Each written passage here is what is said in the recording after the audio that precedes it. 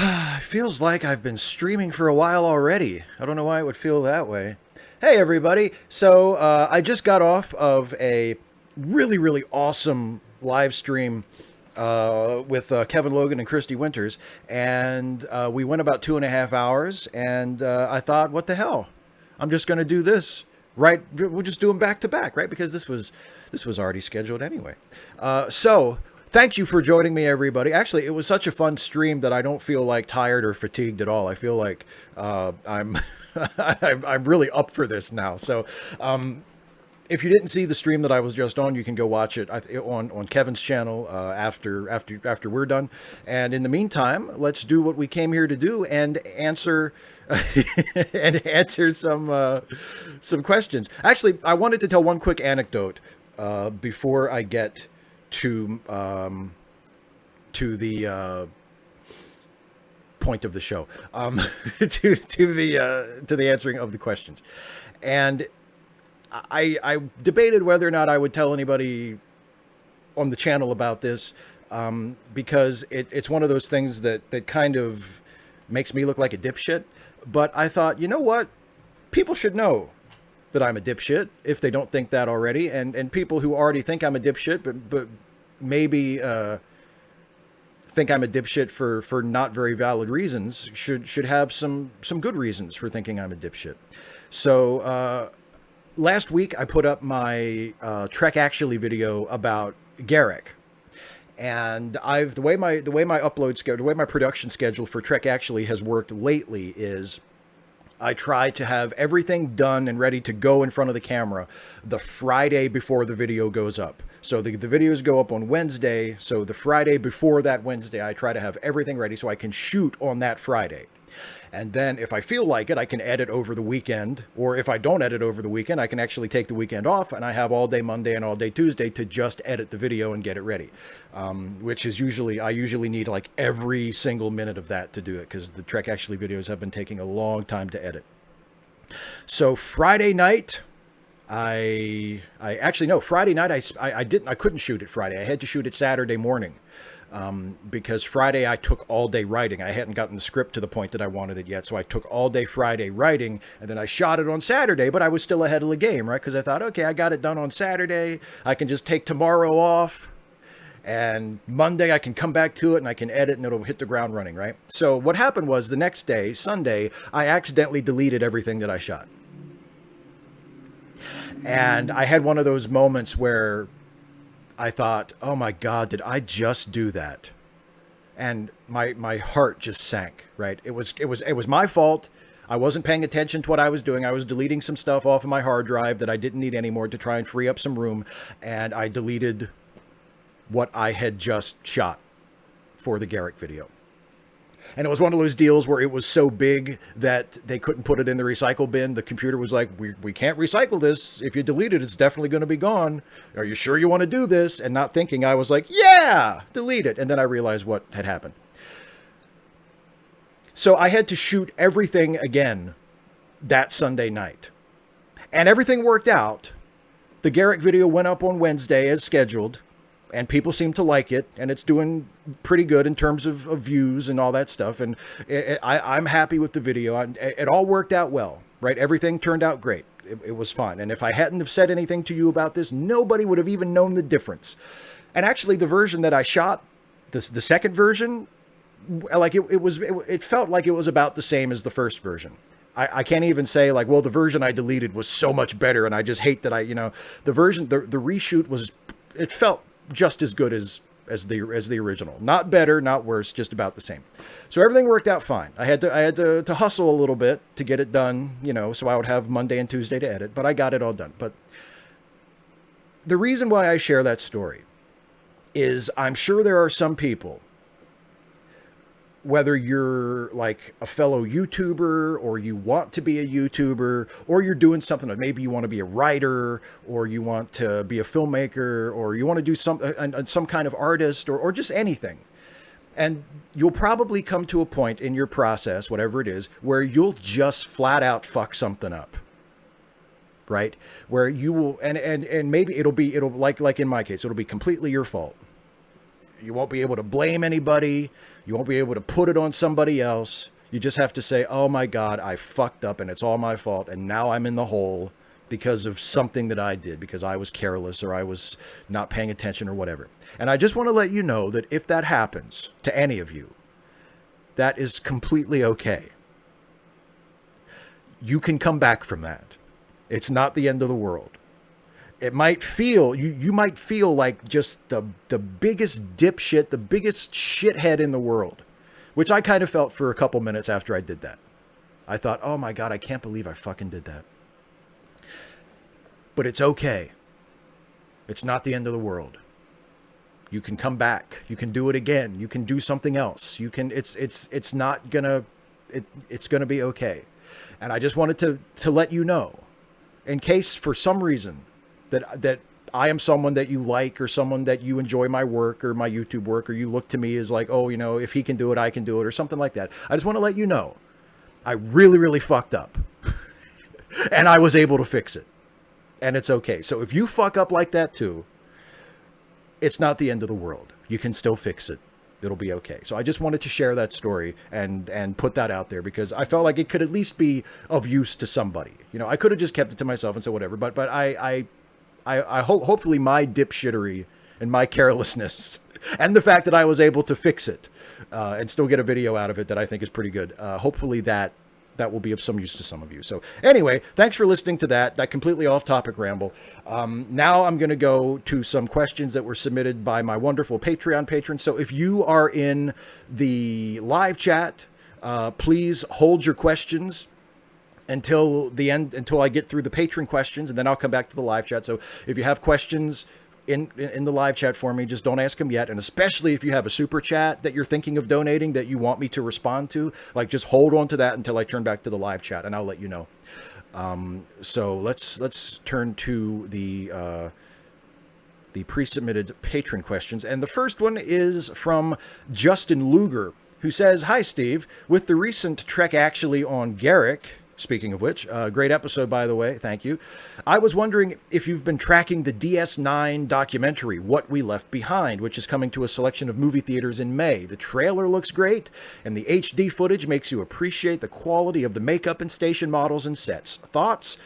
Yes, I've seen the documentary. I was a Kickstarter backer. And I didn't donate enough to get my name in the credits, but I donated at the level where you get the DVD and the Blu-ray combo pack, which I haven't gotten yet. They haven't sent those out yet, but they gave us a link to a backer's preview stream of it. So I watched that last week, and it's really good. Like, especially if you're a Deep Space Nine fan, it's a really good movie. It's a really great documentary. Pretty much all of the cast members from the show are in it. They didn't do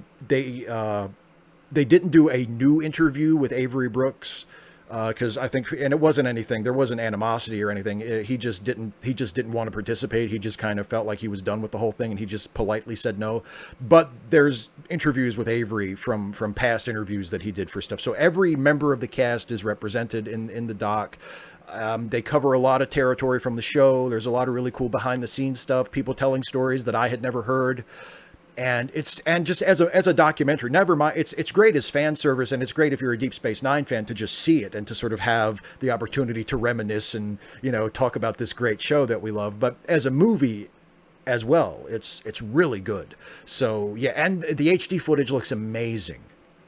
It really makes me wish that they would do that they would upscale the whole show and do an HD, like a Blu-ray release, like they did for Next Generation. I still think that's unlikely, because Paramount and CBS lost so much money on that TNG Blu-ray release, because it just costs so much to upscan every episode into HD, and they just didn't sell enough. They just weren't profitable enough. So I still think it's unlikely, unfortunately, that we'll get Deep Space Nine in HD anytime soon.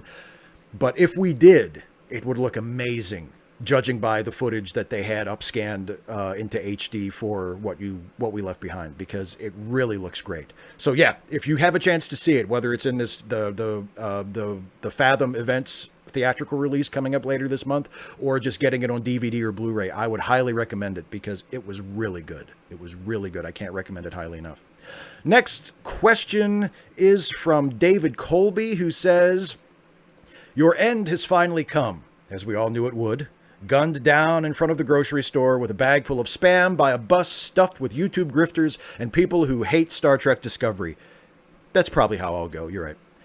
As you lie bleeding to death, you are taken to the afterlife and find that you get to choose your reincarnation, and your choices are, number 1, the most impoverished person on Earth in Star Trek and likely bound for one of their penal colonies in New Zealand or something. 2, the most wealthy and privileged person on any major planet in Warhammer 40,000, the universe where faster than light travel is accomplished by flying through hell. A massive swarm of insects from another galaxy are slowly eating their way from the Sagittarius arm of the galaxy and going left, and the dominant human religion is basically Catholicism, but with even more guns and judgmentalism. And to make it harder, the 40K choice would put you on a planet that won't get consumed by an army of demons until after your death at a ripe age of 512. So basically, it's kind of the John Milton deal. Is it better to rule in hell or to serve in heaven? And I'm saying it's better to serve in heaven. I'm saying if the glimpse of the Federation penal system that we get in, say, the pilot episode of Star Trek Voyager is representative of what I am likely to experience, and it's Tom Paris doing some light manual labor outdoors in the gorgeous New Zealand weather, I'll take that. I'm going to do that. Because for one thing, I mean, I'm taking your word for what Warhammer 40,000, because I have no idea. I haven't, engaged with that at all. So, but it doesn't sound very nice. Even if I was like one of the privileged people in that universe, that doesn't sound as appealing to me as life on a Federation penal colony in Star Trek. So I'm gonna go with that. If heaven is Star Trek, I think it's better to be a prisoner in heaven than to be one of the ruling class in the Warhammer 40,000 universe. But that's just me. Next question is from Jay Miller. So the U.S. is descending into a fascist hellscape at light speed. The government is caging children in camps. There's been a dramatic surge in white nationalist violence and quote-unquote militias at the border, quote-unquote capturing migrants. What do you see as our path out of this? And what do you think history will have to say about the events of the past 3.5 years? Well, I'll tell you who is going to be having a real good time in the future as a result of this. The Nixon scholars. The Nixon scholars are going to be like, you know what? Actually, maybe he wasn't so bad. And he will always be bad. Nixon will always be an embarrassment and will always be a black mark on the American presidency. But there's a much bigger black mark now, a few presidents after him, and it's Donald Trump. So I do not think that future generations will look back on this part of our history kindly at all. I think it will be one of those head-scratching moments in history where people will look back and they will go, what the fuck could they possibly have been thinking? How could anyone have elected this man? How could he have held office? Assuming he completes his term, assuming that he isn't impeached, which it doesn't look like he's going to be, people are going to look back and go, never mind that he got elected in the first place. How could he have kept his office for a full term? How could they not have removed him? How could he not have been impeached or 25th Amendmented? I mean, like, what? How did this happen? And how was this allowed to continue? That's what I think people are going to say. And as for how do we get out of it? Someone said on Twitter, I tweeted something about the Bill Barr hearing, the one that he actually showed up to, the one in the Republican-controlled committee that he actually showed up to. And for some reason, when the Democrats called him to a committee that they control, he decided not to come. I wonder why that was. I shared something about that on Twitter about how it was fun to see, Kamala Harris beat the shit out of him verbally. And someone, I think it was the Atheist Pig on Twitter, replied and said, yeah, but do you think anything's going to come of it? Like, is it going to do any good? And I said that it might, but in order for that to happen, more Democrats will have to grow a spine and more Republicans will have to grow a conscience, and I wouldn't lay money on either of those things. And that's, to me, that's just the sad truth. I mean, I am a Democrat. They're my party. I will vote for them. But with the exception of those that have come out in favor of impeachment and come out calling for Bill Barr to resign, which is not everybody, and unfortunately is not even people in the leadership in Congress. And you know, nothing's going to happen. The Democratic Party needs to grow a spine, and they need to say enough of this. And they need to start demanding seriously that the Republican Party do the same. And that's just not going to happen. And I wish I could say that something different was going to happen, but that just seems to be the case. So it's going to end with an election. It's going to end, hopefully, with Trump being defeated in his bid for re-election. That's the most likely scenario. And it sucks that we're going to have to wait that long. And it sucks that there are Democrats in the United States fucking Congress, like Steny Hoyer, who are like, well, it's not worth impeaching him because we have an election coming up soon. In a year and a half. As though another year and a half of this administration is soon. I mean, it feels like he's been president for about 20 years at this point, doesn't it? So it's, yeah, an election. We're going to have to win the next election is the best way out of it. He should be removed from office yesterday, but that's not going to happen. So yeah, that's how it's going to be. And history will not look kindly on this era of American history at all, nor should it.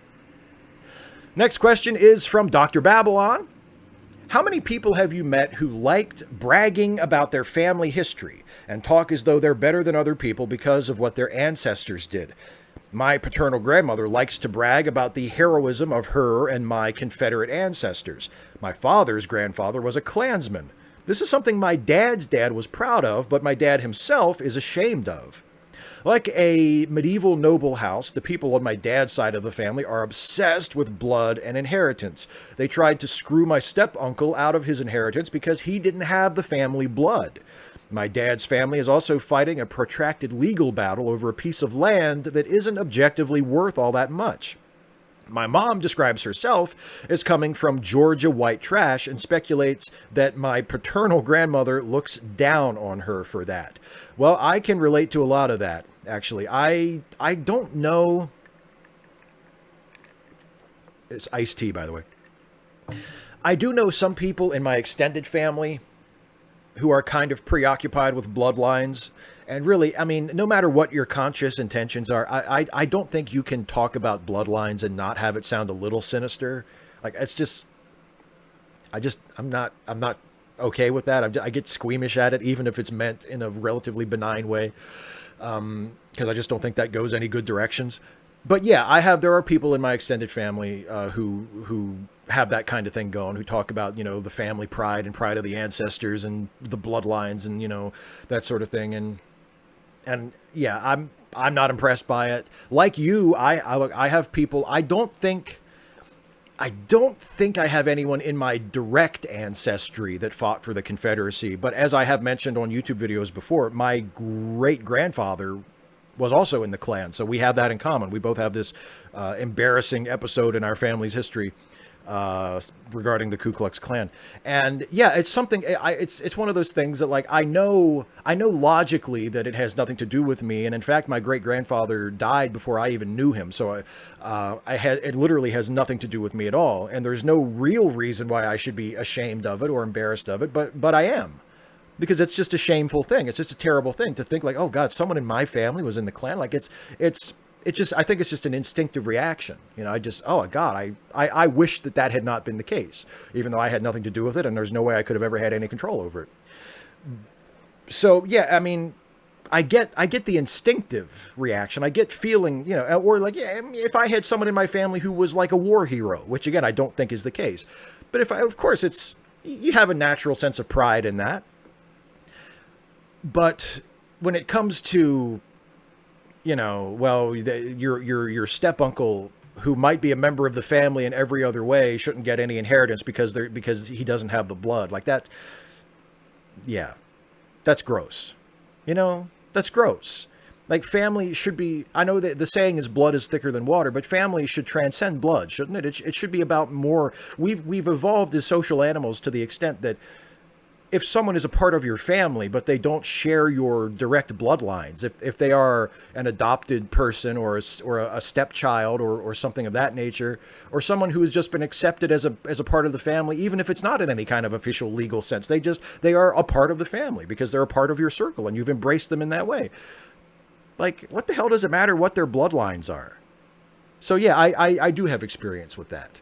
And I feel the same way about it that I get the sense that you feel about it, which is like, oh, what's the big, at best, what's the big deal? You know, why are we making such a big deal about this? It seems very medieval. It seems like the sort of thing that we should have grown beyond as a species. Next one is from John Brockman. Who do you want to win in 2020? Not who among those running, just generally. Fictional characters are not allowed. Well, thank you for that disclaimer, because you know I would say Superman, even though technically Superman is not eligible to run in our elections because he is not a natural-born citizen. Although Clark Kent could run because he's a liar. He's just a liar. Clark Kent never told anybody that he wasn't a natural-born citizen, so he's just a liar. Who do I want to win? I guess, I mean, of the candidates currently declared, I think Elizabeth Warren is probably my favorite at this point, but there are several in the race that that are acceptable to me. And the truth is, I'll vote for whoever the nominee is. I hope it's not Bernie Sanders. I hope it's not Joe Biden. I would prefer it to be Elizabeth Warren or Kirsten Gillibrand or Cory Booker or Kamala Harris, one of those people. But I'll vote for whoever the nominee is. You know, I mean, if I had to pick right now, I would say Elizabeth Warren is probably the one that is closest to me saying, like, yes, I want it to be her. And there's nobody else I can really think of. You know, there's not like a perfect candidate who hasn't declared who I'm like, oh, that'd be great, you know. I don't know. Mahershala Ali. Why can't he run? I don't know. Next one is from John Gingras. I've been having an incredibly crappy week. Just one of the worst I've ever had, and it's only Monday as I'm typing this. So I need something light and fun. Which Star Trek character from any series or timeline would you like to share a meal with? Where would you go? What would you eat? And what would you talk about? That's such a great question. What a fun question. I mean, maybe it's just because I recently made this video, so it's hard not to say Garrick. Assuming I could get beyond his past as a space Nazi. Assuming that he has moved beyond that and he has redeemed himself and I'm satisfied that he is no longer that person. I mean, yeah, just for sheer quality of dinner conversation, it would have to be Garrick, wouldn't it? It would have to be. Or, I don't know, maybe Saru from Discovery. I would love to have a talk with Saru. I'd love to just, you know, because I get the impression Saru is a vegetarian like me, so we'd have that in common. Talk to, you know, just chat with Saru about some stuff, right? That'd be nice. What was it like being in the mirror universe and finding out that they ate you in that universe, that you were like lobster to them? You know, there's all kinds of ways that conversation could go. So yeah, either Garrick or Saru probably, if I had to pick. Next one is from Slarty Bart Forrest. Hey, Steve. When I was 7 years old, my dad took me to see Star Trek the Motion Picture. It left an indelible mark on me. The sense of scale, the music, the sense of exploration and coming face to face with the true unknown. The music still gives me chills and can calm me down in times of stress or anxiety. When I read Arthur C. Clarke's Rendezvous with Rama, that is the only time I have had the same sensation. I know people are pretty disparaging about Star Trek the Motion Picture, but for me, it is the only sci-fi film in modern times-ish that has that sense about it.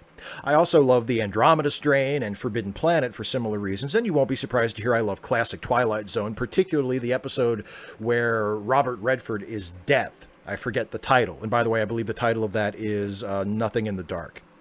My question is there a movie, series, book, or other story-driven medium that gives you a sense of wonder and the numinous?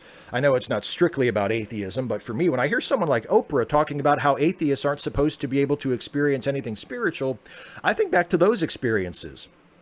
I also love Discovery, but it's odd that I find myself liking Discovery for some of the same reasons I love Star Trek the Motion Picture, because of the total reimagining. albeit that STMP has an in-story reason for the design changes that I don't think was needed narratively. I think Discovery is all the stronger for simply being clear from the outset that it is a different artistic / design universe. Well, I definitely agree with you there.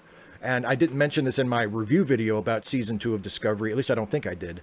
I think that this, what I'm about to say, got on the cutting room floor. But the people have asked about season 2 of Discovery and what I thought about the scene near the end of the episode where they do like the Simpsons Armin Tamzarian ending, where Spock says basically, "We must never talk of this again."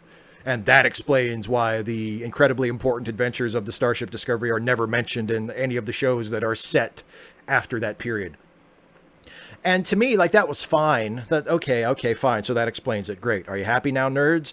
But they didn't need that. I mean, I know the reason why the Discovery adventures were never mentioned by any of the other shows. It's because Discovery hadn't been invented yet. Like, I don't need that. You know, I get that it's a retcon and I get that it's a prequel, and I just don't give a shit about inconsistencies with the rest of the franchise as long as the show is good. And for the most part, as I said in my review, the show is good. I really, really love the show. So I don't care about that other stuff. So we agree on that. But I mean, I think Star Trek is a little bit like that for me. Sure. I think 2001: A Space Odyssey is like that for me, where it gives me a sense of wonder. It gives me a sense of being a part of something larger than myself, even if in a figurative sense, or it encourages me to contemplate things larger than myself, to think about the universe and think about existence and evolution and these great big ideas. Carl Sagan's original Cosmos series definitely does that for me in a big way. And in other ways, and in a way that has nothing to do with space travel or with science, I think a great film, just a great film that really, really touches me, like Buster Keaton's Sherlock Jr., which I often say is my favorite film, or Charlie Chaplin's City Lights, or Akira Kurosawa's film Ikiru.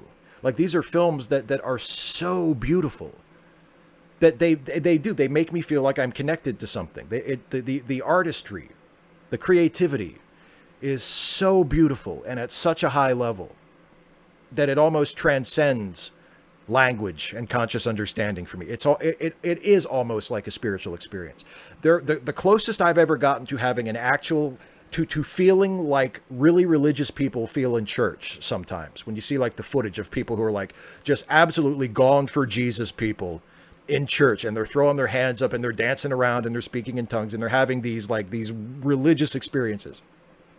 The closest I have ever come to that is watching Sherlock Jr. in a silent movie theater about 10, 15 years ago. There's a gorgeous old silent movie house in Frederick, about half an hour from where I live, that used to be a Tivoli movie house that's now called the Weinberg Center, and has the original organ, the original pipe organ, still in there. And they show silent movies, and the movies are accompanied by live music from the original pipe organ.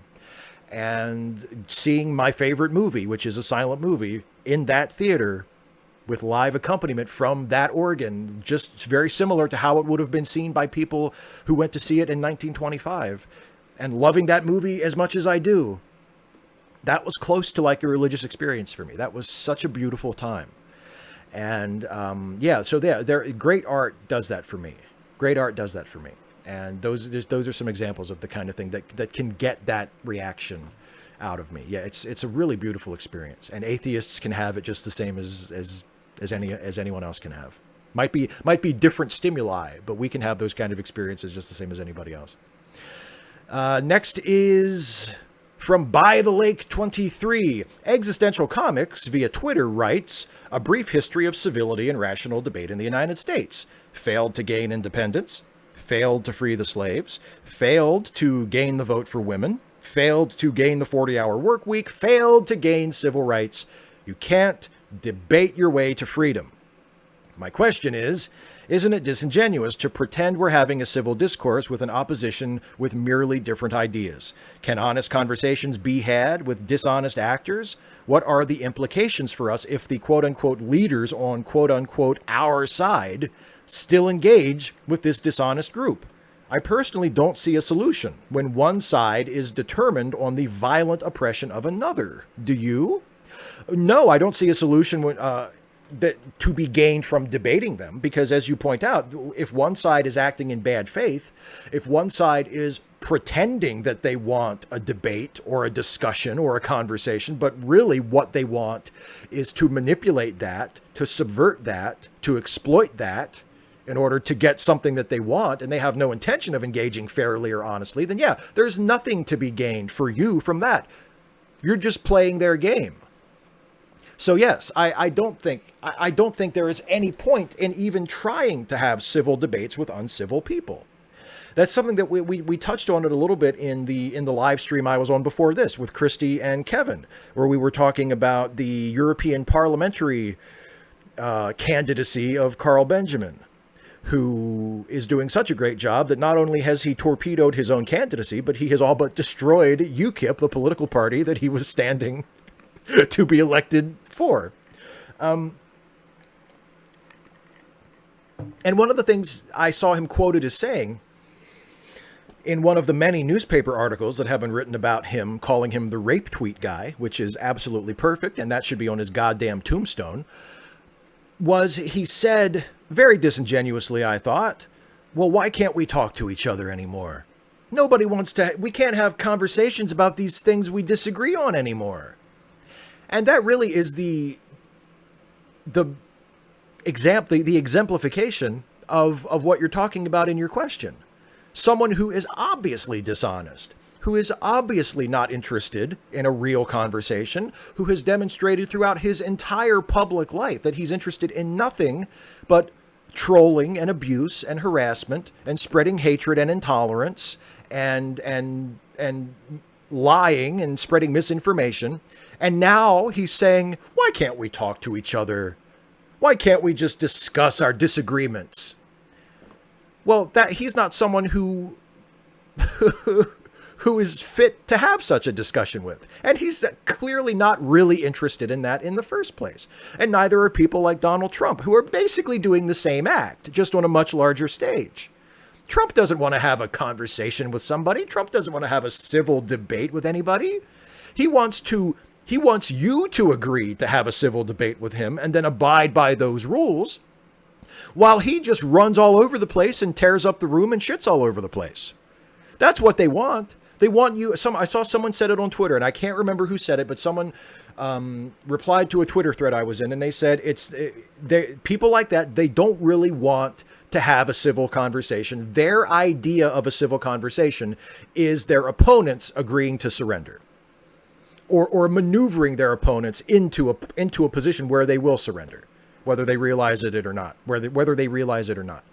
And so, yeah, there's nothing to be gained from debating such people. There's no reason to even entertain it. That's why I say I have no problem with deplatforming these people. I have no problem with not inviting them to up onto such platforms in the first place. I have no problem with making a point of not debating them, of not engaging with them, because they are dishonest actors. And one of the most dishonest talking points that they all go to is, well, it's just a matter of disagreement. No, it's not. If you are saying we should ban Muslims from this country and immigrants are the cause of all our problems and we should close the border, or we should be actively trying to not accept refugees, not accept asylum seekers, not accept immigrants, and to look on all immigrants with suspicion, if you're pushing all of these xenophobic, racist, anti-feminist talking points, you've gone beyond the boundaries of political disagreement. You're now pushing hatred and intolerance and ignorance. And I'm not going to pretend to have a civil discussion with someone who is pushing uncivil things. I'm just not going to do that. I'm not going to give you that gift. I'm not going to give your toxic, intolerant, uncivil beliefs and opinions and proposals the dignity and the legitimacy of sitting down across a table from you and discussing them as though we're just having a minor disagreement over policy. Fuck you. I'm going to do whatever I can to defeat you and make sure you never get any say in making policy. Because if you do get power to make policy, as we have seen with the Trump administration, you're going to fuck a lot of shit up for a lot of people. You're going to do serious harm to the country and the world. And I would like to prevent that.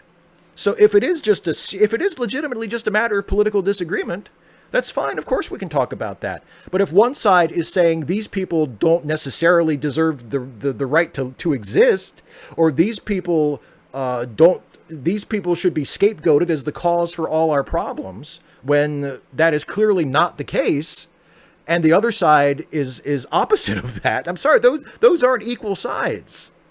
That's not two valid positions that we should debate about. That's bigotry on one side and possibly a valid position on the other. And I'm not going to debate a bigot over whether or not they're a bigot.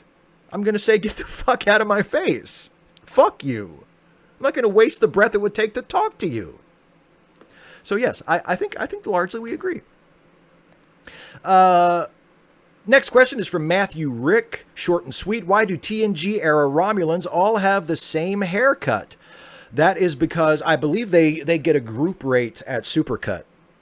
I believe if they all go in and they all just get the exact same cut, and they're just in and out in a couple of minutes, they get a really nice discount, because it's a couple of billion people going. So that's a pretty big block, and I think they get a really nice discount. And I've never been, but I believe Supercuts is fairly affordable to begin with. So how could they?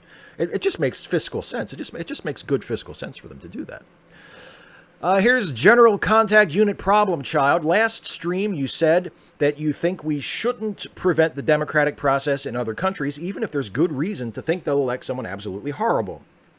I don't know if you remember, but several months ago, I asked you if you'd push a magic button to make it seem like Trump would lose the election, i.e. even if he didn't. You said you probably would. Do you think that making that choice would be hypocritical, or would you say the two situations are fundamentally different in a way I'm not getting? You trapped me. Is that what you were trying to do? You set me up! I suppose you could say it's hypocritical, because, yeah, if on one hand I say we as the United States have no right to thwart someone else's democratic process, even if we don't like the possible result. And I guess I think my exact words were, democracy is not ours to give or ours to take away. And if I say that that's true, then I suppose I would also have to say that if I had magic powers and I had the power to magically thwart democracy, I shouldn't be in favor of that either, because democracy should not be mine to give or to take away either. So yes, I think that is consistent. I think it's fair to point out that that's hypocritical on my part, but I would still do it. If I acknowledge that it is inconsistent with my stated principles. I acknowledge that there is a contradiction there. But if I had a magic wand and I could undo Trump being president, I would still totally do it. I will just own that right now. It might not be morally consistent. It might make me a hypocrite. I'm prepared to live with that. I would totally do that. If the genie came out of the lamp and said, you have one very specific wish. You can either get nothing or you can wish for Trump to not be president anymore. Like I would do that. And I would just have to live. I would just have to find some way to sleep at night, living with my moral inconsistency on that. Here's one from Joe McClory. So happy to hear that Hulk is finally coming up onto late seating. In the vein of movies that only you think are good, or perhaps just using the idea as a clumsy segue, are there any movies that you know are good and well-liked for a good reason, but for some reason you just don't like them, or they just fail to grab you at all? Yes, by the way, thank you for the excuse to plug the next episode of Late Seating, which we are going to be recording this weekend, if all goes according to plan. It will be our review of Ang Lee's Hulk, which will be my birthday movie, which is one of my favorite movies, one of my favorite superhero movies. And yeah, that is a movie that I like that a lot of people don't like. We'll talk about it more on Late Seating next week. Yes, there are movies that I acknowledge a lot of people like that I just don't get. The Lord of the Rings movies, like I haven't seen any of the Hobbit movies, and I'll probably die never having seen them. But the much celebrated Lord of the Rings trilogy, Fellowship, Two Towers, Return of the King, right? I saw Fellowship of the Ring in theaters when it came out, And I said, that's good. I'm good. I don't need to see any more. And I haven't. We're probably going to get, in fact, Jason has said we're almost definitely going to get around to doing the other two. We're going to review the Two Towers and Return of the King at some point for late seating as well. So I'm going to watch them for that. But as of now, I have not watched those movies, and I really have no desire to. There were parts of Fellowship of the Ring that I admired, that I thought exhibited good filmmaking, even great filmmaking, but I just didn't give a shit about anything that was happening. I didn't care if I ever saw the movie again. I didn't see it again until we watched it for when we reviewed that for late seating last year, I think. And it just doesn't do anything for me. It just doesn't grab me. And, you know, people have, with the final season of Game of Thrones airing now, people have suggested, they say, oh, you should watch Game of Thrones. You really like it. And I just can't. I see trailers for it. I see previews for it. I see people making videos about it and showing clips of it and whatever. And I read about it in reviews and such. And it just seems like it would put me to sleep. It just seems like the opposite of anything that I would find interesting. I can't exactly explain why, but that kind of fantasy, like high fantasy, or things that are sort of in the neighborhood of high fantasy, because I've heard some people argue, well, Game of Thrones technically isn't high fantasy. Okay, but it's like right next door. If it's not high fantasy, it's right next door. It's got castles and dragons and shit. That's what I'm talking about. Like castles and dragons and people wearing chainmail and that kind of shit. I cannot imagine anything less interesting.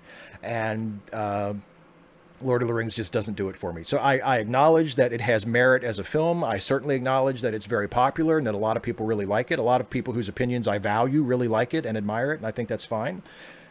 But it's just, I just could not care less about it. And if I didn't, if I didn't have to watch it for our show, I would probably never ever watch it. You know, it's just not my thing. Next question is from some random geek. Oh crap, it's Friday already and I haven't thought of a question yet. It's a good thing I managed to save this question. I meant to ask last Ask Away, but somehow Patreon deleted it.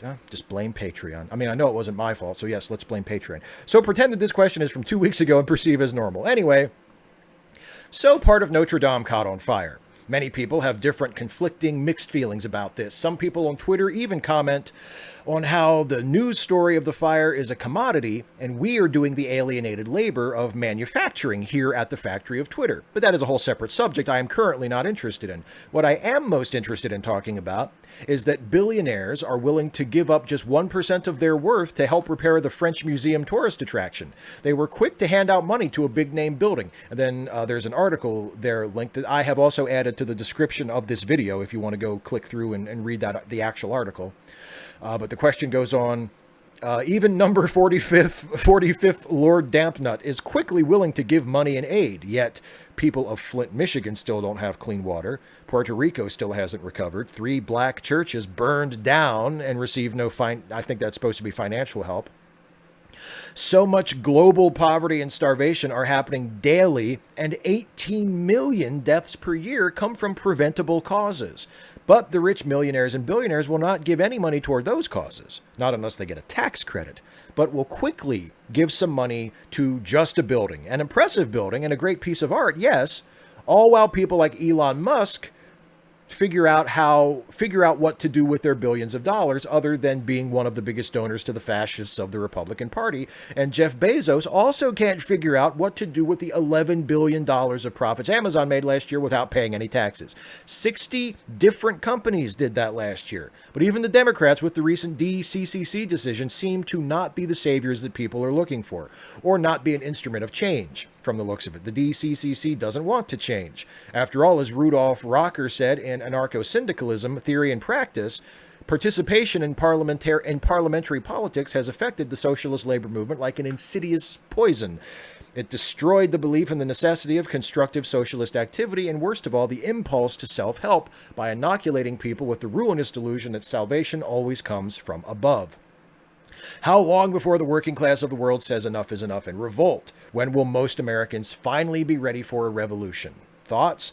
Well, to answer the question you actually asked, I do want to talk about Notre Dame for a second, but to answer the question you actually asked, I think it'll be a long time, and I think a lot of it is because I think we have just been so conditioned in what Rocker is warding against in that passage you quote, which is we've been conditioned to see participation in our current system as it currently exists as the only way forward, as the only thing we can do to change anything. And if your goal is to have a revolution, to throw to throw the current system out and start over with something from scratch, overcoming that conditioning, overcoming that assumption on the part of people that, just the only way to do this is to participate in the system as it currently exists. I think that's just that's just a big hump to get over. And I don't think anyone watching this live stream will ever live to see it in this country. And people can decide for themselves whether that's good news or bad news. But I just don't think it's going to happen. I think we're too entrenched in our current mindset. It doesn't mean that it's a waste of time for socialists and for revolutionaries to be activists, because I think even if there isn't a revolution, I think that kind of activism and the issues that they bring attention to are worth bringing attention to. But the ultimate goal of let's have a revolution, I just don't think is going to happen in our lifetime. Maybe I'm wrong. Maybe I'm completely wrong. But I think the entrenched idea of participating in the system that we currently have is so overwhelming that I just don't think there are enough people that would seriously entertain the idea. And as for the Notre Dame thing, you have a point. I don't want to make it sound like I don't think Notre Dame should be rebuilt, because I do. I think the loss of Notre Dame, the damage, it turns out it wasn't actually as complete of a loss as people feared, but the damage to Notre Dame is something that really breaks my heart, because even though I am not a Christian and I have very serious problems with the Catholic Church as an organization, Notre Dame Cathedral itself is just an exquisite human achievement. It is a beautiful work of art and architecture, and absolutely it should be rebuilt and restored, and it's something that should be returned to its former glory as much as we can. I think it's a gorgeous building, and it's a terrible, terrible shame that it was damaged like that.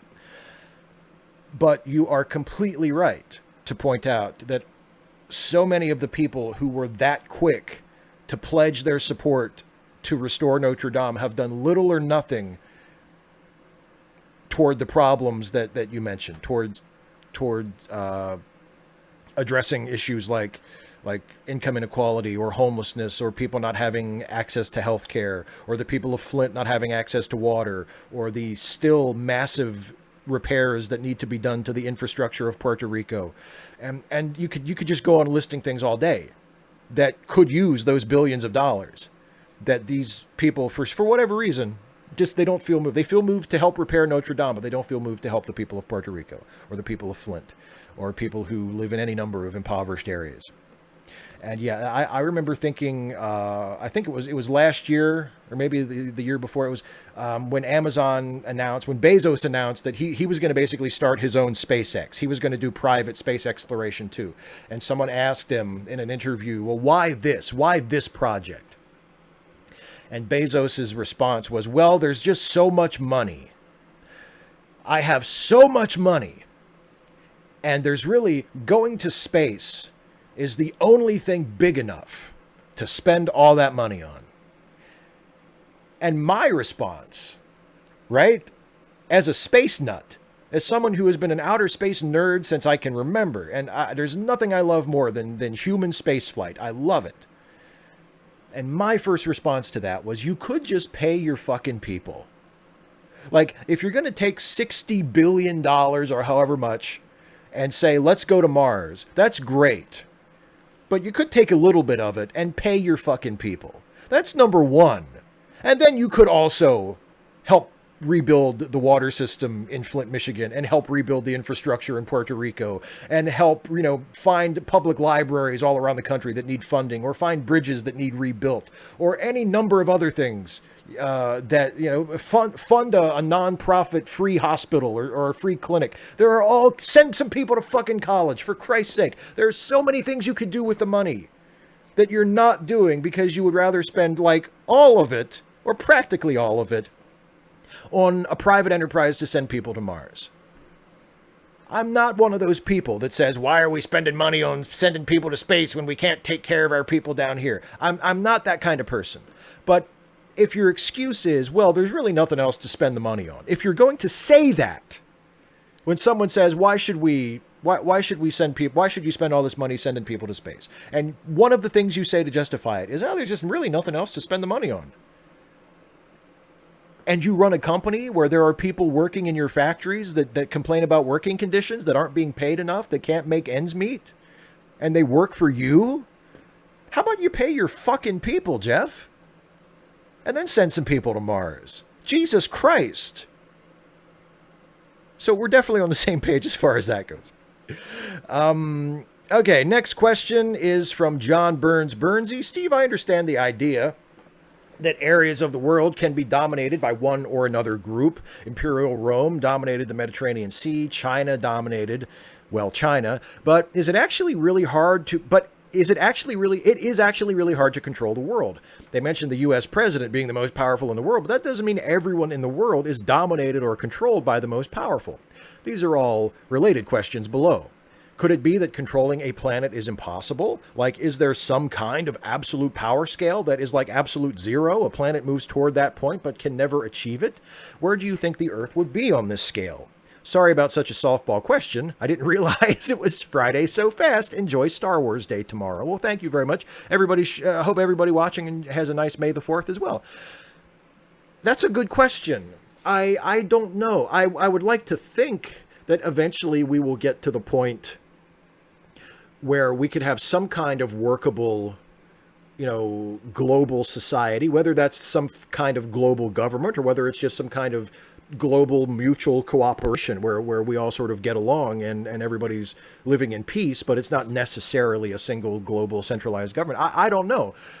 Either way, I don't think we're that close to it. And I think even if we were to live in some kind of a world like that we see in the 24th century in Star Trek, where Earth does have a global government, I get the feeling that if that Earth really existed, there are plenty of people living on Earth who are not fans of that government, who maybe don't consider themselves subjects of that government, but don't really have the power to do anything, and as long as they're not causing any harm or any trouble to people, they're just kind of left alone, because that's kind of the impression we get of the Federation when you take it beyond Earth to the Federation level.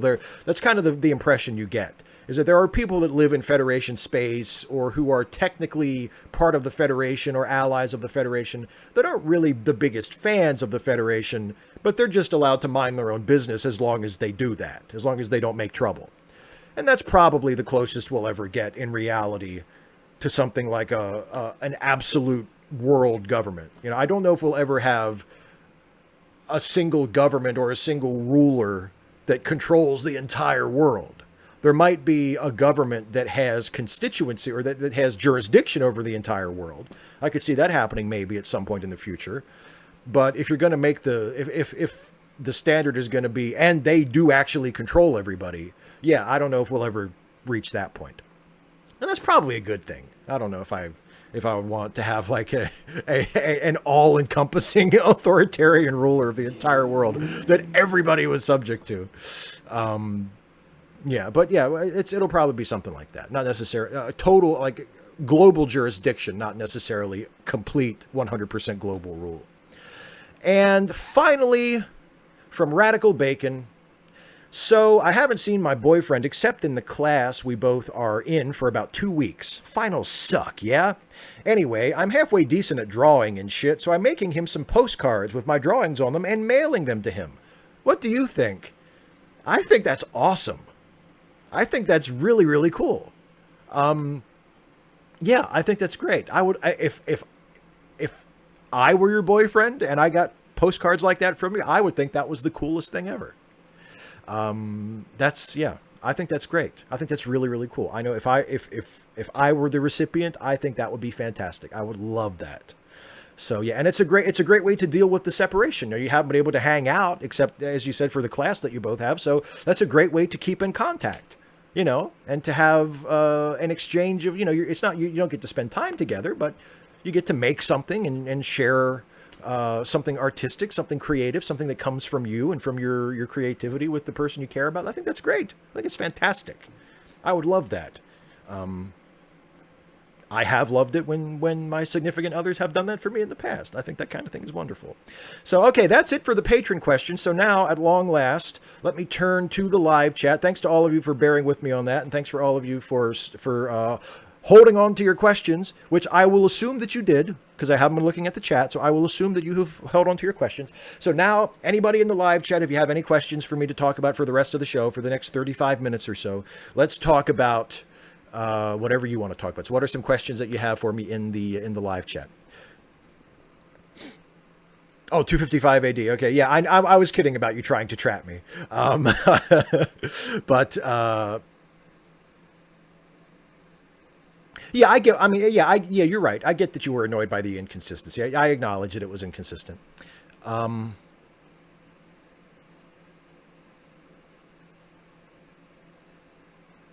Jeremy Johnson, hi, Steve. What, if anything, do you think will shake humanity out of our current complacency?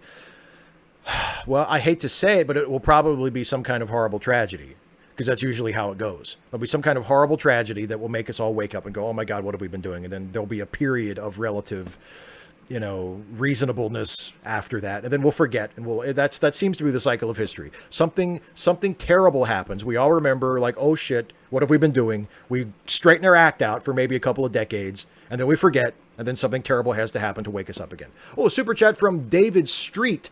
What do you think of Discovery's plagiarism allegations with the tardigrades storyline? Okay, Tom, thanks for telling me I got a super chat. I'll go back and look for that in a second. I'm not an expert on it, but I get the feeling that there really isn't a whole lot to those allegations.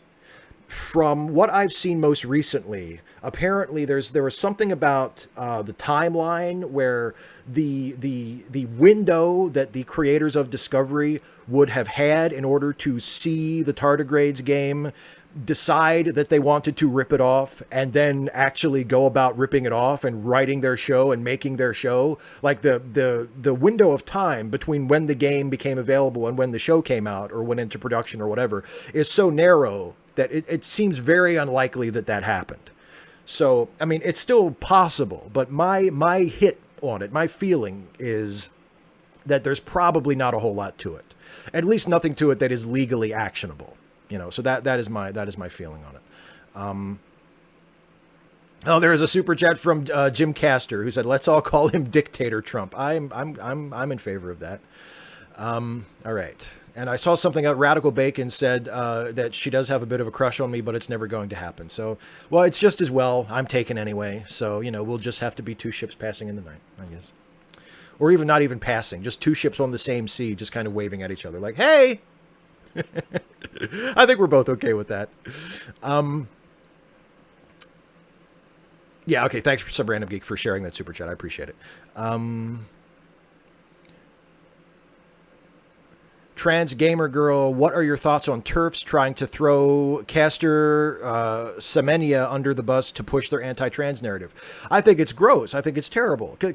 She's not even trans, is she? I mean, they're framing her as like, see, this is what happens. These trans women who they believe are actually men. See, they're going to compete in women's sports and they're going to win all the medals. And the person that they're talking about isn't even trans.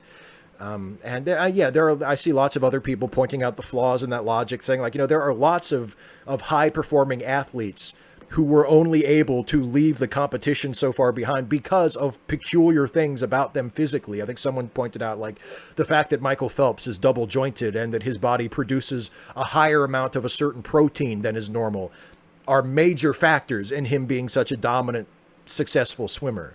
But nobody said, well, he should have to take drugs to lower his levels to make it more of a fair playing field. So yeah, I think it's horrible. I think it's horrible. Tony Blakeway of a super chat. Thank you very much, Tony. Yes. Castor is intersex. So yeah, I think the whole thing is terrible. I think pretty much everything that TERFs do is terrible. I think anybody who is anti-trans and trying to further subjugate and marginalize trans people who are already marginalized as it is just contemptible. And I'm not on board with that at all. Here's one from Adam Rainstopper. Hey, Steve, I have to admit my brain is still in recovery mode from taking in so many high-level important ideas. But the question is, did you listen? I did not listen. Adam sent me some links to some stuff. I have not had a chance to check any of it out yet, because I think you sent me that stuff right as I was gearing up to do the hangout with Kevin and Christy. And I did that, and then I had 15 minutes, and then I did this. So I haven't had a chance to watch any of that yet. But nice pull from that Dave Rubin clip. That's really funny. I did see that yesterday, I think, and that is funny. Is that what you were linking me to? Was that actually what you were linking me to? Maybe I had already seen it and I just didn't even realize. But anyway, here's one from Ark of Gaian. Will the new Nickelodeon Star Trek cartoon be any good? Will it be a SpongeBob or an Avatar of the Last Airbender? Will it be canon? Well, the canon question is interesting, because the canonical status of Star Trek, the animated series, is somewhat questionable. There are elements of Star Trek, the animated series, that seem to be canon because they've been referred to in shows that were definitely canonical. And there are particular producers or writers of Star Trek that say they consider Star Trek, the animated series, to be canon, and they would treat it as such if they ever wanted to reference it or whatever. But I don't know if officially CBS considers it canon. I'm not sure. I would be fine with that. I would consider it canon if I were writing Star Trek. So I don't know, but I would presume the same would hold true for the Nickelodeon show. I don't see any reason why it wouldn't be considered canon, and I don't know if it'll be any good or not. As I said in the Fortune article that I was quoted in this week, I hope so. I hope it's a good show. That would be wonderful. I would love for there to be a Star Trek show directed at kids that was really good and brought a lot of young people into the Star Trek family, the Star Trek community. That would be great. But I don't know. I mean, the show doesn't even exist yet, so I don't know. Here's one from Dataport Doll. Did you see when Bill Barr skipped out on the House Judiciary yesterday and some of the Dems put a bucket of KFC and a prop chicken at his seat? The system works. Yes, I did. And I have to say, I know Thomas Smith made a fair point on Twitter where he was basically like, should we really be doing this kind of silliness? Like, isn't this the sort of thing we should be above? And he's right in a sense. I would, instead of putting chicken and, KFC and a plastic chicken in front of his seat, I would much rather they just impeach the motherfucker. Don't make fun of him. Just impeach him. Just get him the fuck out of there. So I agree with Thomas in that sense. But yeah, I have to admit, I thought it was funny. Yeah, I thought it was funny. I don't blame. I think, who was it? Was it Congressman Cohen? Was it who did that? Anyway, yeah, I thought that was funny. PWF Rick, in your opinion, what is objective morality and where does it come from? Well, this is easy. I don't think there is any such thing as objective morality, so I don't think it comes from anywhere. That's easy. I think the closest we get to objective morality is what you might call the moral consensus or the moral dialectic, where there are certain principles upon which we all or almost all of us seem to agree. And so that would be, and I think you can refer to morality as being objective relative to an individual, because I don't think that we as people just make up our own morality, because we don't live in a vacuum, and we are influenced and taught and conditioned by people that we encounter and by our society and by our upbringing and all kinds of other things. So I don't think it's as simple as saying, well, we all make up our own morality and right and wrong are whatever we say it is. It's not that relative. There is a morality that comes from our community, from our society, from our species that is larger than us as individuals, but it's not larger than us as a species. I don't think there's an objective morality that just exists out there like a law, like the laws of physics.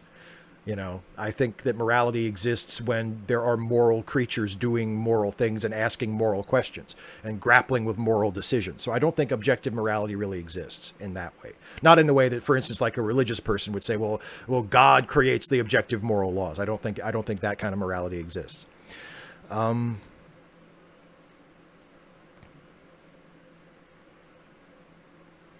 Oh, Aid Trance, if you and your tag team partner were in the Royal Rumble at the same time, would you work with them or would you eliminate them? I would work with them. As long as there were other people in the ring, I would work with them. And then if it came down to just the two of us, I would throw them the fuck out, or try to. But I would try to work together as long as possible, yeah. It's funny. I don't think, I may be wrong on this, but I don't think they've ever done that as a finish to the Rumble. I know they've done that. They've told that story in the Rumble before, where tag team partners work together for a while and then one of them turns on the other and gets thrown out. But I don't think they've ever done that as the finish, where there were tag partners who worked together in the Rumble like for a long time, and then it came down to they were the last two, and then one of them had to eliminate the other. Maybe there might be an exception to that, but I can't think of it right now. So yeah, but I would work together until the end, and then I will try to turn on him before he turned on me. Cameron Power says, I smile like their grandfather, and it's adorable. Well, thank you. I'll take that as a compliment.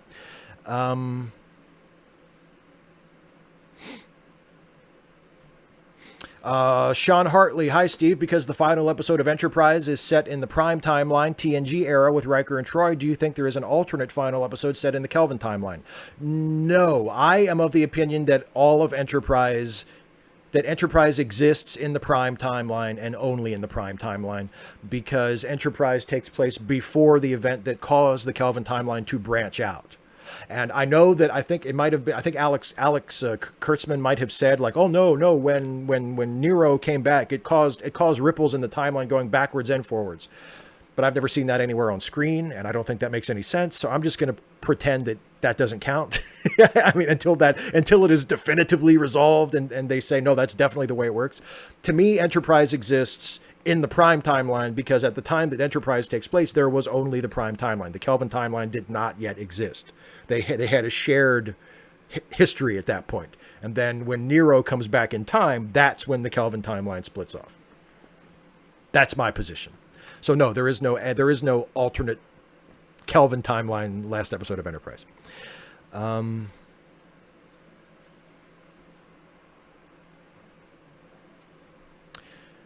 D. Howard, what is the mindset of the far right who hate diversity and different minorities working together but still want to watch Star Trek? I think either they don't pay attention to Star Trek and don't get the point of it, or they get the point of it, but they willingly ignore it because they like other parts of Star Trek.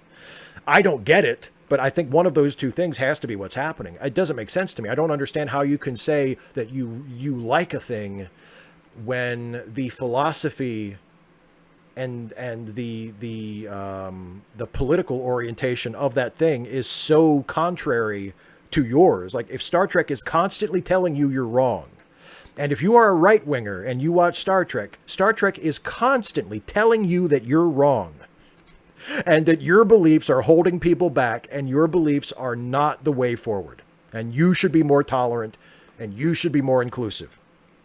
I don't get why people would. I just don't get why people would watch a show like that. You know, if I was watching a show that was constantly telling me that I was wrong, and it didn't persuade me, you know, it didn't change my mind. I just kept disagreeing with it, and it just kept telling me I'm wrong. I don't get the appeal of that show. I don't get why right wingers would watch Star Trek if it's constantly telling them that they're wrong. So I think either they just don't get it. They're too clueless to get that, which you'd have to be pretty clueless not to get that with Star Trek, because it wears it on its sleeve, or they just ignore it. And I don't really understand either one of those.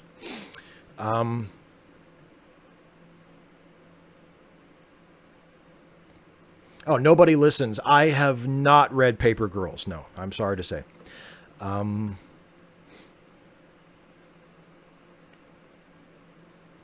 Secular Scholar, if you were required to be identified as a Christian, which denomination would it be? Metropolitan Community Church, because that is the denomination I am aware of that makes the biggest point of being inclusive to LGBTQ people. And even though I am not LGBTQ myself, I would not wish to join a religion that was anti-LGBTQ, or indeed any organization of any kind that was anti-LGBTQ. So I would join the Metropolitan Community Church, because of all the denominations I am aware of, it is the most, it puts that foot forward the most. It is the most blatantly pro-LGBTQ. So yeah, the MCC. The MCC is the church for me, if there was a church for me, which there isn't. And thank you, Tony, for buying Audie a few scritches. I appreciate it. She appreciates that, too.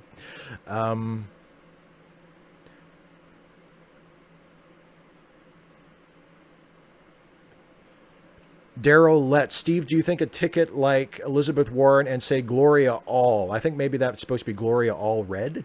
I don't know. I don't know if Gloria Allred is the best is the best running mate for Warren, but possibly. I mean, I'm not saying I wouldn't vote for him. 255 AD. Liz Warren rather than Hillary had run against Trump and won in 2016. Would you be happier if you lived in that timeline, or are you too privileged for such things to affect you? Well, no, I don't see. I don't really judge it by my personal privilege. I mean, that is a valid point, that my life personally has not really suffered so far under Trump. Like, I have been okay, and my family has been okay. Our various social privileges have largely insulated us from the damage that has been caused. But I would still much rather live with Elizabeth Warren as president than Donald Trump. Like, there's more at stake than just my own personal status. You know, I would much rather be in that timeline. Yes.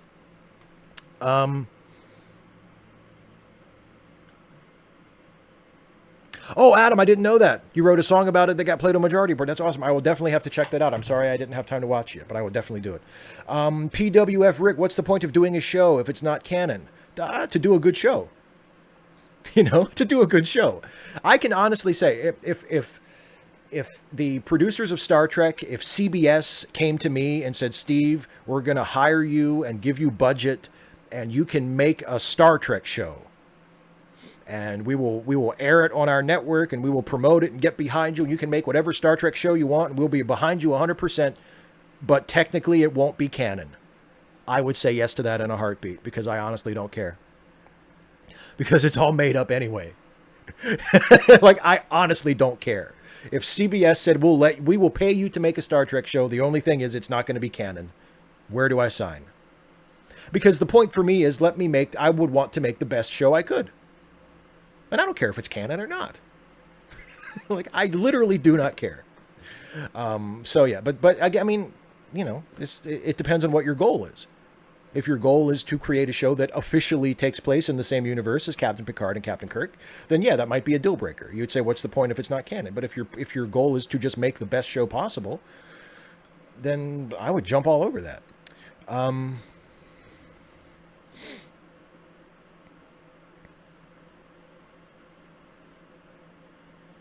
Yeah, Transgamer Girl has a good point. What is and isn't canon with Trek can change on a whim. That's right. Roddenberry declared a couple of things not to be canon, and I think Roddenberry might have said that that the animated series was not canon. I think maybe when he started Next Generation, he said that the animated series was definitely not canon, and that's where the confusion comes from.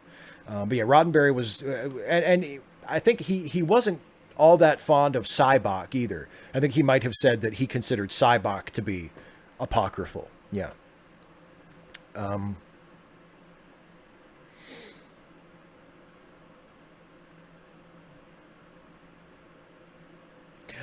Trance, have you seen the videos of Tommy Robinson having milkshakes poured over him? Yes, and I think that's wonderful. And I saw someone on Twitter say, they made a really funny suggestion. They said, from now on, we should just make sure that anytime Tommy is out in public, there's a few people just standing near him holding milkshakes.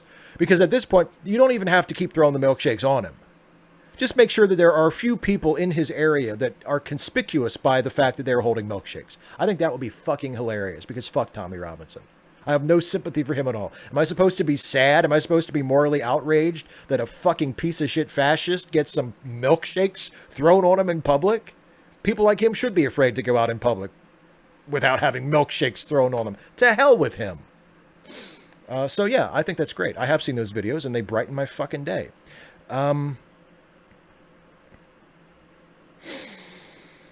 Faceman 5050, what do you think about Admiral Janeway giving future tech to Starfleet and kicking off a new power crisis in the Alpha Quadrant? I think it was a wonderful bit of distraction that was never really brought up in the episode. Because yeah, the Voyager still has that tech, right? When they get back to Earth at the end of Endgame, Voyager still has all that future technology, and now they're back. So presumably that future technology is now like present day technology. That's kind of a big deal, right? Yeah, that's never even mentioned. And honestly, I don't really care that much about it either. But yeah, that could be, I mean, if somebody wants to pick that up and make that a storyline, it's right there. You could do that. That could be a good story. You know, the unforeseen consequences of Janeway's actions. you know, it could be good.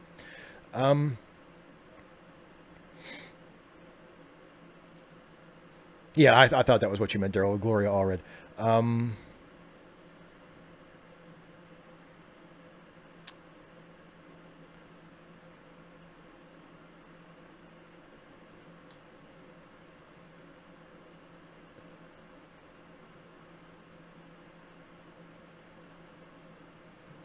Sorry, I'm just going.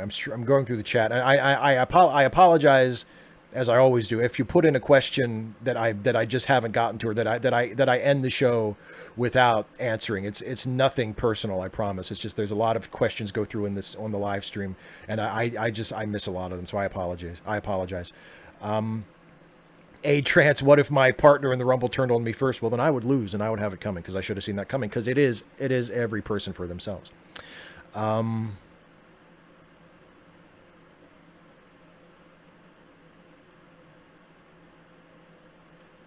Yeah, PWF, Rick, I could also make an argument that objective morality would not exist with God either, because it might be objective to everybody beneath God, but it would be subjective from God's perspective. And if God's reality is the ultimate reality, then ultimately morality would still be subjective because it would be based on God. It would be subjective to God. So I feel like you could very easily say that objective morality couldn't exist with God either.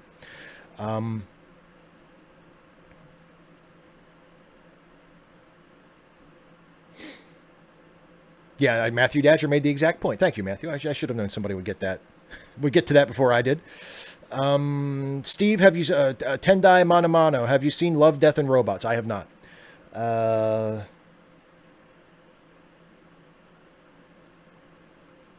Trance. What is your favorite Jim Cornette rant? Oh man, how do you pick?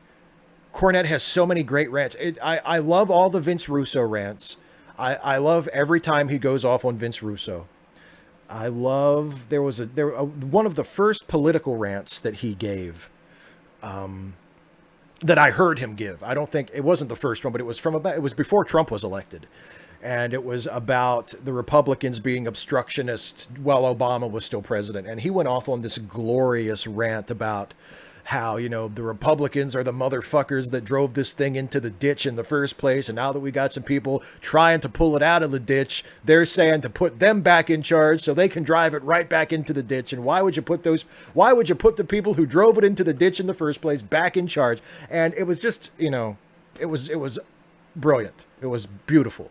So that's got to be up there as well. But really, any time he goes off on Vince Russo is a material to me, because I have a great contempt for Vince Russo as a person and for his style of pro wrestling booking as well. So I'm definitely with Corny on that. Here's a super chat from Humbilly. Thank you, Humbilly, who says, I understand it's nothing personal, which is why I post so many questions. Maybe you'll see one of them this year. Thank you for the understanding, my friend. I appreciate it. Let me see. Yeah, right-wing Star Trek fans do just ignore the politics. That's true. Okay, here's one from Humbilly. Speak of the devil. How do the politics of the Orville differ from the politics of Discovery? After 2 seasons, is there a large difference? I don't know if... I think the two shows are... politically, they both seem to be fairly progressive. They both seem to be very much like classic Star Trek in that way. I don't think the politics of the Orville are that different. I think you can say that the politics of Discovery are a little bit more progressive in the sense of the show itself.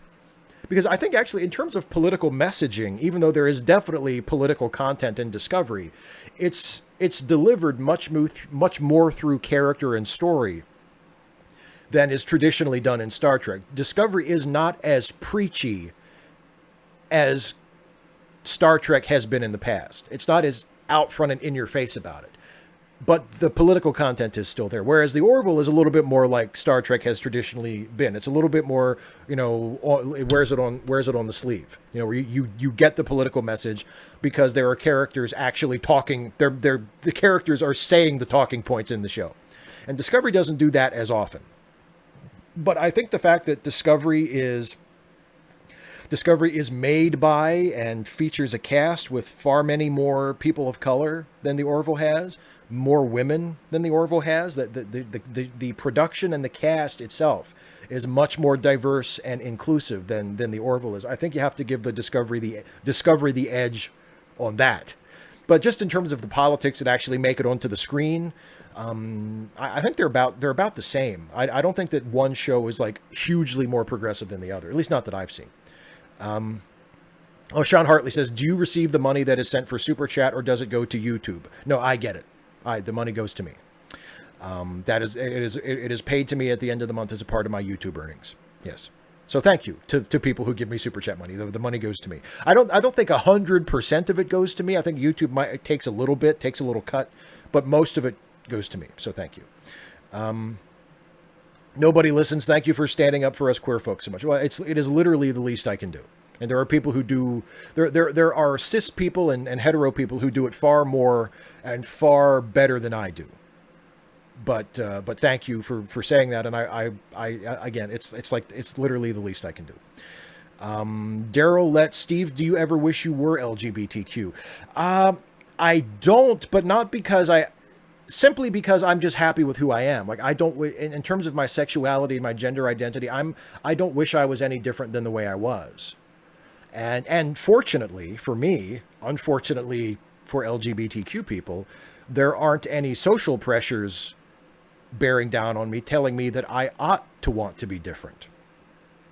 So everything is kind of like, everything came up Milhouse for me in terms of sexuality and gender.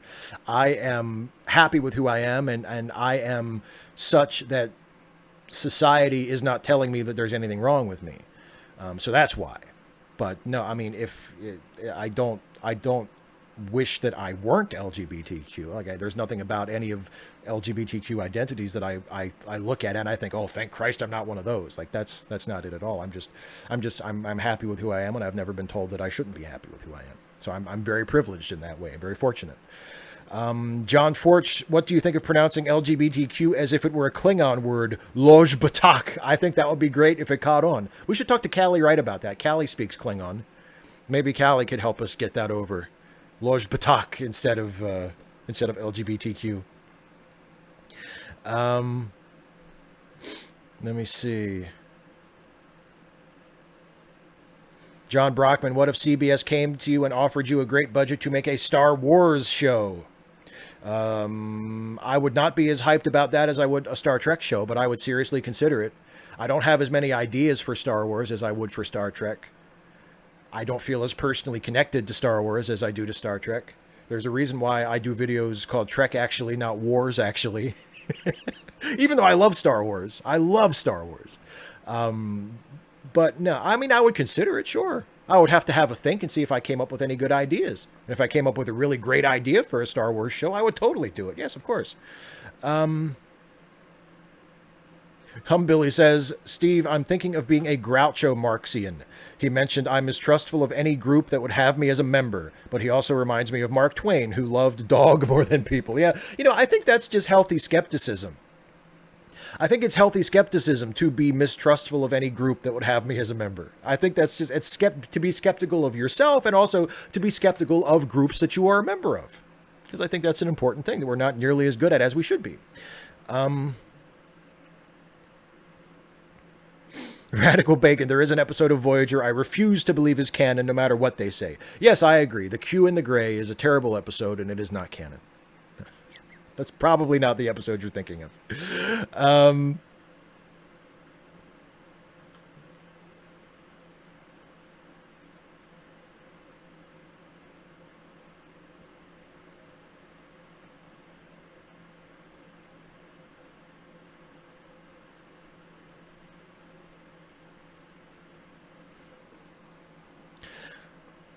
Humbilly says, speaking of watching milkshakes thrown on a person, did you see the movie The Weatherman? Nick Cage plays a weatherman in Chicago. Don't watch if you don't want to sympathize with Nick. I have not seen The Weatherman, no, so I can't say anything about that. Secular Scholar says, what do you think of Generation Films' human supremacist, die Navi scum viewpoint? I have not seen that, so I can't speak on that. So I really don't know what that is.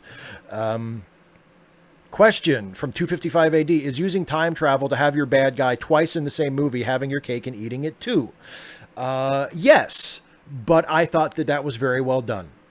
I actually don't have a problem with that. It is having your cake and eating it too. It is having it both ways. But I actually think it works for the movie that we are talking about, that maybe not everybody has seen yet, so I don't want to spoil it. Although I kind of just spoiled it there by referring to it in that way, so most people would be able to guess what movie we're talking about. But it is having your cake and eating it too. But I think that's okay.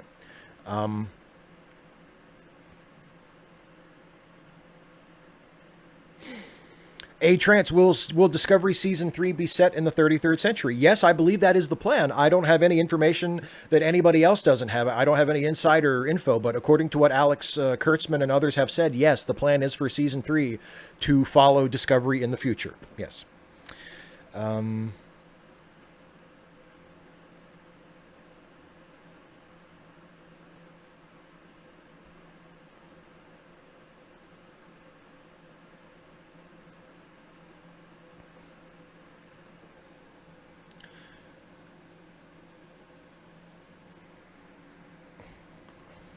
And there's a super chat from Sean. Thank you, Sean. Glad you get it, even if it isn't the entire amount. What are your thoughts on Discovery having a Q in it in future seasons?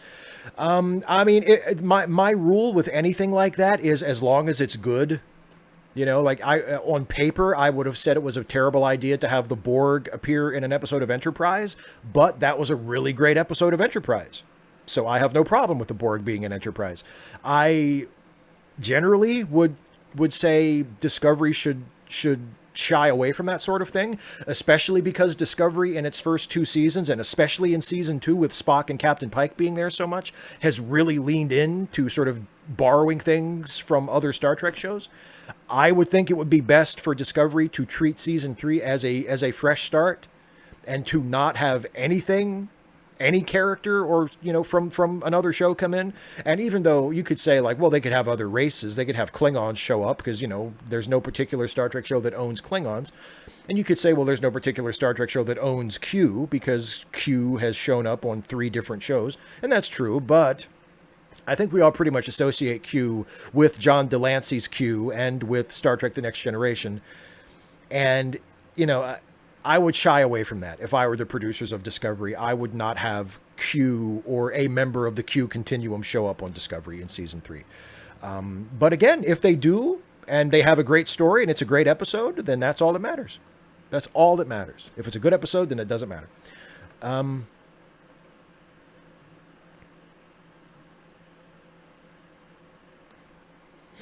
Some random geek says, I cried the both times I watched Endgame. I didn't cry, but like I said, I've only seen it once. I didn't cry, but I came close a couple of times. PWF Rick, I know you love Star Trek and Star Wars. Are you a Stargate fan? It's my favorite out of the 3. I have not watched all that much of it, so I can't really say. I guess I can say I'm not as big of a fan of it as I am of Star Trek or Star Wars, because I haven't seen that much of it. But I saw the movie, the original movie with Kurt Russell, and I saw parts of, I think, the first couple of seasons of the show with Richard Dean Anderson. But that's it. So I can't really say. I just haven't seen that much of it. D. Howard, do you believe that Ensign Rowe being on Voyager would have made it more interesting? Not necessarily. I mean, possibly, but not necessarily, because the problem with Voyager wasn't any of the actors, and it wasn't any of the characters as conceived. It was the writing of the show as the show went on. I mean, if Ensign Rowe had been on the show, but the show had been written pretty much the same way as it was, it still wouldn't have been that great of a show to me. The fact that Ensign Rowe was there really wouldn't have made that much of a difference. If the show had been better written, then it would have made a difference.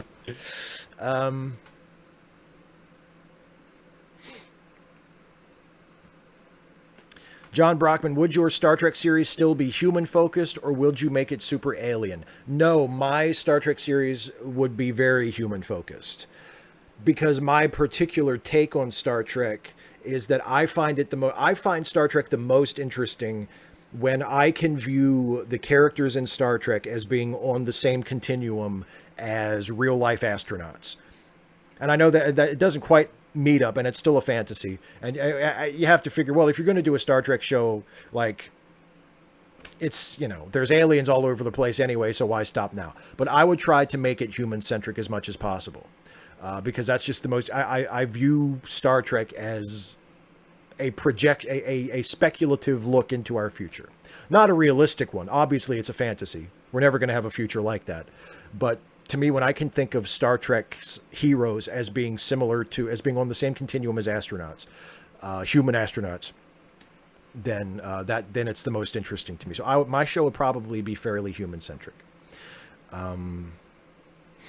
Okay, time has run out. I said I would only go an hour and a half with all of these from this point on. So I'm going to answer one last question, and then I'm going to sign off. So the last question that I saw was this one. It was right after John Brockman's question. It was another one from PWF Rick, who says, how would you rank all the Star Trek shows? So, okay. From most favorite to least favorite, here's the best I can do. Deep Space Nine, TNG, Classic Trek, Discovery, Enterprise, Voyager. And Discovery might surpass Classic Trek eventually if it has a couple more seasons as good as the second season and it corrects some of the problems that I had with it that I talk about in my review. But I think that's a pretty good hiring. I think top three for me is still DS9, TNG, and Classic Trek. And Discovery is in there at a solid number 4. And then there's some space. And then there's Enterprise, and then there's Voyager. I think Discovery is way better than Enterprise and way better than Voyager, even at this relatively early stage in the show. But I can't say it's better than Classic Trek, TNG, or Deep Space Nine at this point. Okay, there's another super chat from Carlisle, the Cinephile. Thank you so much. I enjoyed seeing you on Kevin and Christie's Happy Hour today. I really enjoyed being on it. It was a lot of fun. Okay, so that's it. I'm not going to answer any more questions. Thank you all so much for the questions. If I missed a question, I apologize. Again, it's nothing personal. It's just that the chat goes by so fast sometimes I can't keep track of it. So I'm sorry about that. I want to remind everybody that in addition to the YouTube stuff, I also co-host a couple of podcasts that are part of the Late Seating, or the Let Me Listen family of podcasts, including Late Seating, the movie review podcast, which our most recent episode came out last week. It's our review of Raiders of the Lost Ark. And also the Ensign's Log podcast, the Star Trek-themed improv comedy podcast that we had a new episode come out today. So you can listen to the new episode of that. And if you like the Star Trek stuff, and I know a lot of you watching like my Star Trek stuff, I can tell by the questions, then you should listen to the Ensign's Log if you haven't already, because I think you'll really, really like it. I also want to mention, and thank you, Some Random Geek, for reminding me before I signed off, check out the charity links in the description of this video. Several of our friends have GoFundMes or Kickstarters or PayPal links up that they're fundraising for really like important stuff. Like they need money to pay their bills, to keep a roof over their head, just to basically survive. It's a terrible, terrible thing that people have to actually do virtual fundraising, do online crowdfunding to just meet their basic necessities. But that is the world we live in. So there are friends of mine, friends of a lot of ours, who are linked in the description of the video. And I know I know you won't be able to donate to all of them, and I know some people won't be able to donate to any of them because not everybody is in that position. But if you can give a little bit to somebody, or if you can share the links and spread the word and help out in any way, that would be greatly appreciated. Please check out the links in the description of this video. And also, I have a Patreon as well. I feel kind of shitty bringing up my Patreon after I've just mentioned people who really, really need help. But there it is. If you enjoy the work that I do on this YouTube channel and you have a few extra bucks a month that you want to throw in to the bucket, you can join my Patreon page at patreon.com/Steve Shives. And one of the benefits you get is that you can submit a question early for these live streams. And you get your question answered guaranteed at the beginning of the show, so you don't have to take a chance on whether or not I'll see it in the live chat. So anyway, thanks to everybody for watching. Thanks to everybody in the live chat for being with me. There's one last there's one last super chat here I see from Humbilly, who says, "God bless Dolly Parton, the Orville lovers." All right, that what a great closing sentiment. Thanks everybody for watching and for showing up. I appreciate it, and that's it. We'll see you next time. Take care, everybody.